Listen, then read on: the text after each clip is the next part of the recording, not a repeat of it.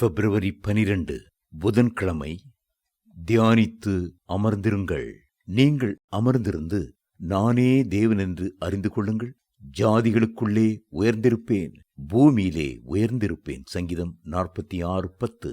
நீங்கள் எந்த இடையூறும் இல்லாத தனிமையான இடத்திற்குச் சென்று ஜெபிப்பதற்கென அமைதியாய் அமர்ந்து விடுங்கள். அப்பாவின் இனிமையான பிரசன்னத்தில் இருக்கிறீர்கள் என்கிற ஒரு உணர்வு உங்களுடைய உள்ளத்தை மகிழ்ச்சியாக்கட்டும். இரக்கங்களின் பிதாவான கர்த்தருடைய பாதத்தில் அமர்ந்து அவரை தியானியுங்கள்.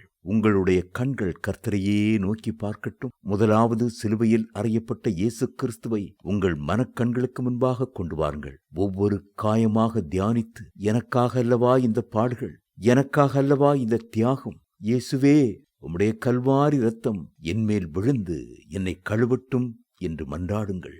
அதன் பின்பு ஜெபிக்க ஆரம்பியும்.